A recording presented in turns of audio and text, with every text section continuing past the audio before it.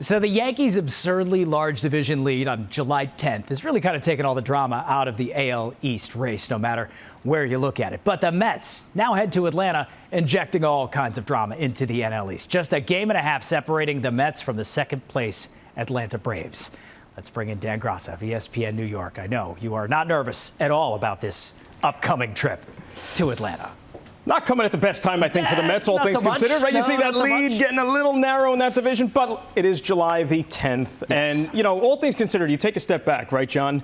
Mets are still on pace to win 100 games. Yeah. They're on pace to win 100 games, but yet it's panic city just because the Braves are breathing down their neck here when the lead was double digits not too long ago. It was, I mean, what, June 1st, 10.5 game lead. Right. Largest in baseball. Now it's down to the smallest lead in baseball. But I thought Buck Showalter was pretty good on Friday when he said, the sky's not falling.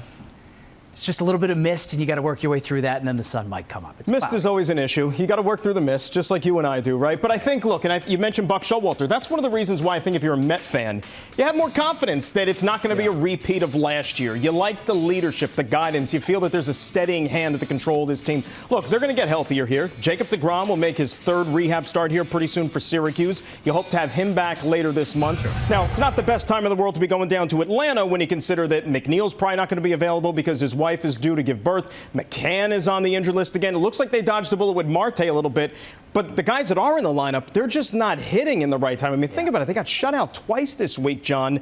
And yesterday on Saturday, the Saturday game against the Marlins, they were lucky to win that game if the Marlins didn't start throwing it around bad news bear style. With a dash of Keith Hernandez luck coming through 86 at the magic. end there, right? 86, yeah. It was a great day Saturday. Sunday, not so much. Pitching matchup was fantastic on Sunday, but you know, the Marlins threw it away on Saturday, and the Mets returned the favor in the 10th inning today with Nito chucking it into left field. Yeah, Nito made a great throw on Saturday afternoon to nab a guy at the base, pick him off, but then this one maybe a little bit too ambitious there from his knees. You don't see that throw executed too much, and then he bombed it into left field, and that was pretty much all she wrote, and especially a game like this where runs were hard to come by. Yeah. This is actually the third time this year the Mets faced Alcantara. They beat him down in Miami, and right now, in my money, he's the front runner for the Cy Young Award, but it doesn't change the fact, John, regardless of who's on the mound, this team is just not hitting consistently right now. I mean, they got shut out in Cincinnati against a Reds bullpen, which is by far, not even close, the worst in Major League Baseball, yet they couldn't manufacture any offense against them. So how big of a problem is that going forward for this Mets team? I think it's a problem that needs to be addressed. You know, the trade deadline is August the 2nd, and I'm not saying that the Mets have to make a monumental move like they did with Cespedes, for example, in 2015, bringing a bat of that caliber over to this team, but maybe just some better situational hitters. You know, a guy that I've talked about, Trey Mancini from the Baltimore Orioles, who, by the way, Baltimore's playing some good baseball this year. They're not a playoff team, but they're not the patsy that maybe they were in the last few years. But Mancini had him on my MLB Network radio show last week, as a matter of fact, and he's resigned to the fact he's going to get traded. Baltimore knows they're not winning this year. He's a veteran bat. He's a competent bat. Nice right-handed stick. Possibly you play him in the outfield, designated hitter. I think he can maybe lift some of the production that they're missing, especially in those key situations, runners in scoring position. Okay, let's remember, it's misty. Sky's not falling. Not yet. It's just cloudy and misty. Just misty. All right, Pete Alonso's an all-star. Pete Alonso hit his 23rd home run. With the mustache and the stirrup socks Saturday. Mustache has to go, though. Mustache has to go. Not quite Matt Carpenter level, but hey, 23rd home run. Pete needs to really kind of get that power stroke back. I don't know if he's going to do the home run derby, defend his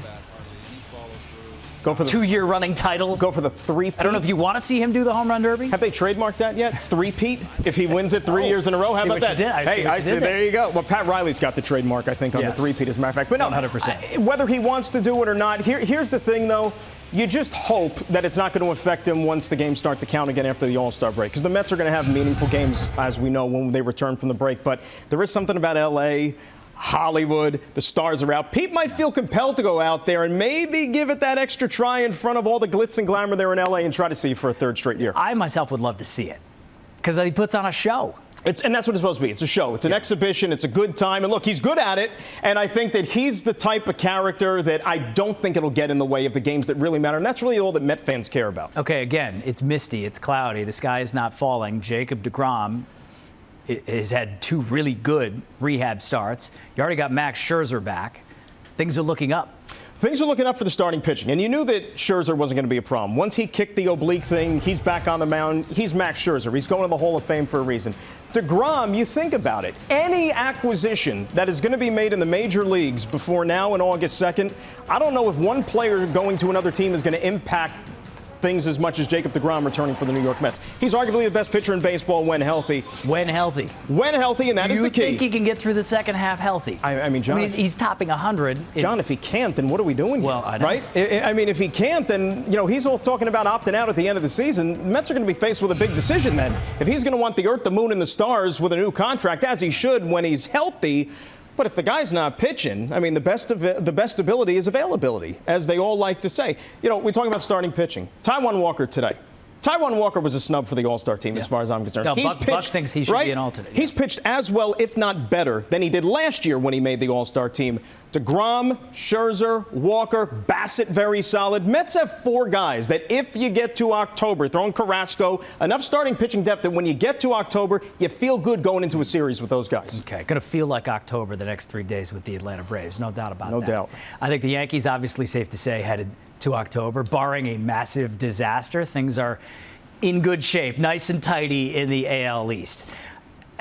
Is there anything about this Yankees team that concerns you or that they need to address or fix in the second half to kind of clean it up for October? Well, if you ask Yankee fans, they just want to get rid of Joey Gallo, right? They need somebody batting better. They're shopping him. Yeah, but I mean, who wants a player who's struggling like Joey Gallo has in the first half of the season? That's the problem. I mean, you can't have everything, as they say. But look, the Yankees, the thing that surprised me more than anything else is the way that this starting pitching has performed all season. Yeah. In a million years, I didn't think that they would be as successful 1 through 5 as those guys have, as consistent as those guys have.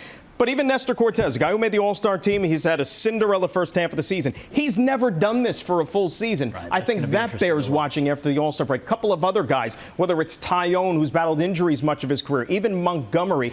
I think Brian Cashman, believe it or not, before the trade deadline, needs to go out and bring in another starting pitcher just to add to that depth a little bit. And you look at the Yankees All-Stars, there's 6 of them heading to the game. Of course, Nestor Cortez, so well-deserving. Jose Trevino, how about another one that, and if you haven't had a chance to see the video the Yankees put out of Trevino and Nestor learning from Aaron Boone that they were All-Star selections, it's worth a watch if you go to their Twitter page for that. It has just been a joy to watch those guys play so far this year. Garrett Cole, an All-Star, probably not going to appear in the All-Star game if he starts Sunday, a week from tonight, against the Red Sox, but deserving. His numbers are there. No doubt about it. And you got to remember, too, if you're the Yankees, the All-Star game is nice. You have the representation as you should because you got the best record in baseball. But right out of the All-Star break, on that Thursday, they got a doubleheader against the Houston Astros. Yeah. So all the Yankees fans should be worried about is not Garrett Cole pitching in that game in Los Angeles All-Star night. It's, hey, do we have him for one of those 2 games against the Stros on that Thursday right out of the break? Because the Astros are their biggest competition. The only thing the Yankees are playing for the rest of the season, John, make sure you nail down that #1 spot in the American League for home field advantage possibly, and maybe a Game 7 in your building against the Astros come ALCS. And Garrett Cole's got to figure out Rafael Devers. Whatever the not problem many pitchers is. have figured out Rafael Devers, to be fair to Garrett Cole, right? Not many. Phenomenal season for him. Not many. How's Cole shaping up if you need him in that one game that you've got to win in October right now? $324 million. Otherwise, what are you paying him for, right? If he's not the guy you have confidence in that game, then what are you giving the guy all that money for? Look, there are a lot worse options to have for Garrett Cole, but if you are matched up against the Houston Astros, they got a guy who was his former teammate. Remember, a guy who's going to the Hall of Fame in Justin Verlander? Yeah. If you got to lock horns in a winner-take-all game, Verlander-Cole, good popcorn matchup, but the other side's got a good guy going as well. All right, they got a whole second half of the season to work on all of this. Well, we're talking about hundreds of millions of dollars. Obviously, Aaron Judge is putting up this year massive numbers. He's your MVP. He's getting paid one way or the other. Talk about betting on yourself. Yeah. And not only that, I mean, you talk about delivering in the best way possible. I didn't know he had it in him. You know that injuries and durability have been a concern for him, certainly through his career, but just the way the season started. Remember, Yankees go public with the number, right, the Judge rejected. And I'm like, uh-oh, there's going to be some acrimony between these two sides. And to Aaron Judge's credit, he has not allowed it to affect him on the field. The Yankees are winning at an incredible amount, and he is the one one that is going to be the beneficiary at the end of the season. That's Aaron Judge. That's just the way he operates. That's right. It's going to be a fun second half of the season to watch. No doubt about it. ESPN New York's Dan Graca. Thanks for swinging by with us. John, anytime. I was in the neighborhood. Yeah, hey, right? Anytime Literally. you're in the neighborhood, That's you're it. welcome. All right. Let's, before we head to the break, and we've got the Red Bulls, John Tolkien coming up to talk about the other first place team here in the area. But first, it is time for the Spectrum Speedy Connection of the Week. What an honor for Keith Hernandez on Saturday. You were there. You saw it, Dan. Right. He became only the 4th Mets player to have his number retired. Nobody's ever going to wear number 17 again, and nobody is like Keith, a beloved Mets player and broadcaster. Congratulations to him, and the Mets won it in big fashion for Keith.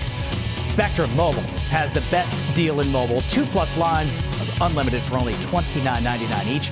Switch and save up to 60%. Visit SpectrumMobile.com.